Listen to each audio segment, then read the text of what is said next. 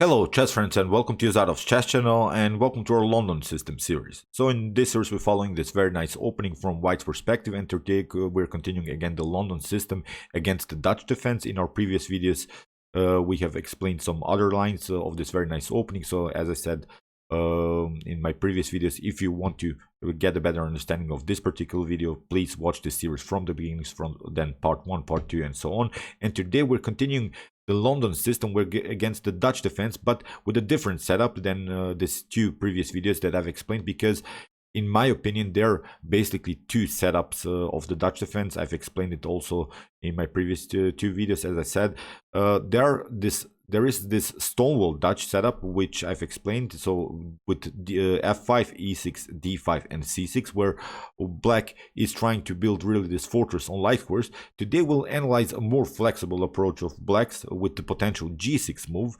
So here g6, bishop to g7, maybe d6, and maybe something like c6, or maybe with preparations with e6, queen to e7, and getting maybe an e5 pawn breakthrough. The idea of blacks here is to get some kind of a pawn structure similar to the King's Indian. And in our previous videos of the London system versus the Dutch defense, basically our bishop on f4 idea, which is the common move of the London system, was a provocative move. I've explained it, as I said in my previous videos. I cannot really explain everything in every video. With the move bishop to f4, we could go sometime into positional trades of pieces, but in this flexible setup, when your opponent is trying this Leningrad setup, you're not going to find when we play now this move order, you're not going to find the name Leningrad, the Dutch, but it's really this Leningrad setup with the move g6 and bishop to g7. So that's why I decided to name this video really the London system against the Leningrad Dutch, because black will try to build this very flexible setup and very aggressive setup with a potential e5 pawn breakthrough motif. So here, after the move f5, my recommendation is to play again the move knight to f3. Here black plays knight to f6, we have bishop to f4, the normal London system move. Now g6. The idea of blacks is to get some kind of an activity on this long diagonal with the dark square bishop and prepare maybe something like d6 and potential e5 pawn breakthrough. So now we play a normal move e3. That's the good part of the London system. We're playing basically normal, healthy chess moves. Bishop to g7, bishop to e2. So here, after potential d6, h3. This is now a very important move. In our previous videos, as I said, we could go into positional trades of pieces in the London system versus the Stonewall Dutch that I've explained previously. But now, h3, a very important move, because it allows us now to hide with our bishop on h2, and our bishop will be our main strength, because what we want to do is attack the queen side. So we should make progress here on that side. We shouldn't touch anything here on the king side, because black has an advantage on the king side, and as I said, black will try to make progress with potential e5 pawn breakthroughs or similar ideas on the king side. So that's why we have to use really our London system bishop and support really this long diagonal, and then strike back with the counterattack here on the queen side. So here castling normal ideas, and now e6. We'll first analyze this idea of blacks. It's of course a developing move with preparations to play the move queen to e7, maybe something like knight from b to d7 or knight to c6 and get an e5 pawn breakthrough. That's really annoying setup that you can face. And now my recommendation here is to simply proceed with the move c4. We have to make some kind of a progress again on the queen side. Our main goal is to break the position with the move c5. That's really a very important thematic theme that you should realize when you play the London system, because our bishop is aiming dangerously here against the weak c7 pawn. So we are trying to open the position, open this diagonal for our dark square bishop. So queen to e7, bishop to h2. Very important move to hide with the bishop, because then the bishop is not vulnerable on f4 with some attacks with the potential e5 move. We will see this structure of whites also against the King's Indian. It will be a similar one when we play against the King's Indian. When we flip the board here a little bit, it is really sort of a King's Indian structure that black has here built here, and black would love, of course, to play something like e5 and then maybe f4, g4, g5, g4, really this breakthrough with the pawns like in the common King's Indian. But we have of course counterattack possibilities. Here, after the move h6, also common idea in the of blacks, because black is trying to make progress here with g5, as I said, g4. Now here we have our normal move, knight to c3, and that's the setup we're searching against the Leningrad Dutch. It's, as I said, if you put this move order into an engine, it will not show you that it's called the Leningrad Dutch, but it's really the Leningrad setup that we're facing today. So here, after the move knight to c3, you could face some problems. If your opponent plays knight to e4, some of us would be scared to take the knight, because then f takes e4 will happen, but that's actually what we should do. Knight takes e4, f takes e4, and now knight to d2, because after potential d5, you see black has to defend his pawn structure. He has to build this pawn chain. Unlike worse, now queen to b3, we should really further make progress, and after something like c6, we have f3. That's a move that you should memorize when your opponent plays this early knight to e4 idea, because I think black is already in troubles here. After e takes f3, we should simply proceed with the move knight to f3, and again we're targeting our normal London system goal. It's the weak square on e5. Still, we have a very aggressive setup against this pawn chain that black has built here, and I hope you realize, again, black is facing in this line, of course, a very nice a very bad bishop here on c8. Then we have a nice continuation here for white. So knight to d7 could be a continuation, but now queen to c2, you see the g6 pawn is hanging. If you try g5, we can simply support the light squares with bishop to d3, and we have really a comfortable game. So if in any case knight to f6 happens, we can simply cement the knight, or we could also make progress here with a very, very dangerous c5 move followed with bishop to d6. So you see, you shouldn't be scared about this knight to e4 move immediately. There are tactical threats also for black to face here. And the first instructive game in this setup, it was a game played by Maxim Matlakov against Romain Picard. The game will also be in the description below, of course. Knight to c6. As I said, the main goal of blacks is to get the e5 pawn breakthrough. So here we have rook to c1. Very important move to memorize. Again, I hope you realize this is really a normal chess move. We have played a good setup. The knights are on very active squares. The bishop, okay, it's so far not good. It's a little bit blocked out by its own pawn, but our main strength, as I said, is the dark square bishop, the London system bishop here. So here king to h7 was played, and now c5. If d takes c5 happens, d takes c5, queen to c5, then you see knight to b5, very, very dangerous, and black has already some troubles in the game. So that's why after the move c5, here we have the move d5, but now suddenly the game transposes into this stonewall setup that I've explained in my previous two videos. Now we have a really static position in the center, and again the weakness on e5 is, I think, simply too much to handle. We can immediately, I think, occupy the e5 square, but here white tried an immediate pawn breakthrough motif here with the potential b4 b5 idea, because our bishop is aiming there. Of course, we want to continue to push on that side. a6, b4. So knight to e4, queen to b3, and now g5. Very, very, very, very important move to realize when your opponent plays the move g5. Please memorize this move. So whenever you see that your opponent has played the move g5, it's time to release the pressure in the center. You can face maybe an e5 pawn breakthrough. We'll see that in the continuation of the game. If e5 happens and g5, then we should always release the pressure with the d takes e5. That's not the point now in this position. But whenever you see the move g5, it's really time to think about the position, because first of all, black has already weakened the pawn structure in front of the king, and there are of course some g4 pawn breakthrough motifs.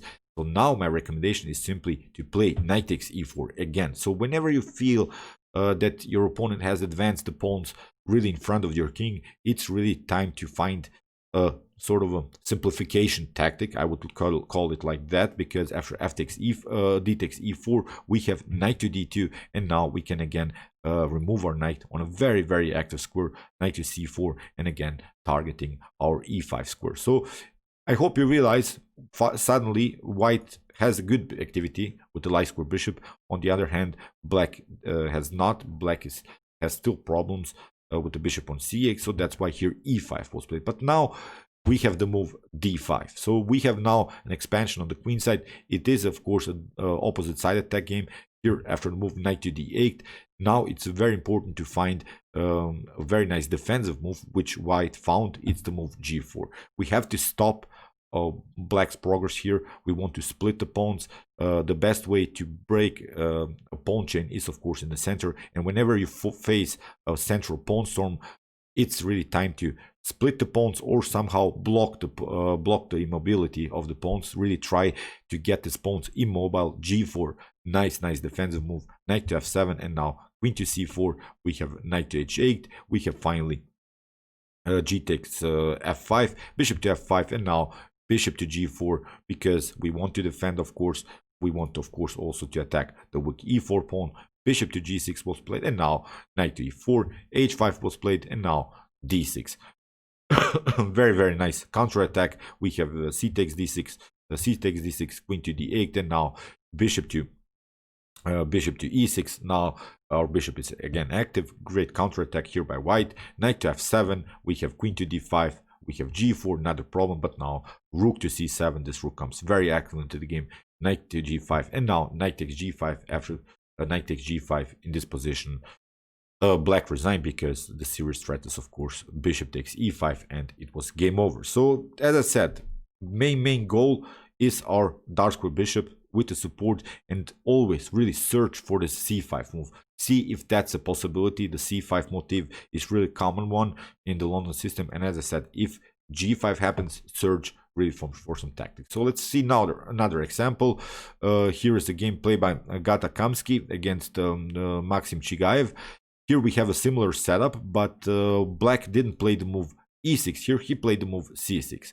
There is also one positional idea here of blacks. Black could try sometimes the move queen to e8, where the queen could support the potential e5 pawn breakthrough, and the c6 move is an idea to prevent some knight to b5 ideas. If the queen moves on e8, then we couldn't play knight to b5 and threaten a fork on c7. So it gives black a really nice flexibility. Here again, bishop to h2, we have bishop to e2, and now after queen to e8, castling again.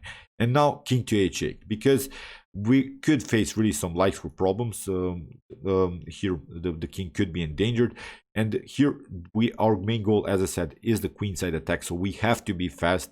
Now here white tried to move b4, so Kamsky will try here an immediate queenside attack. We have the move e5, and now queen to b3.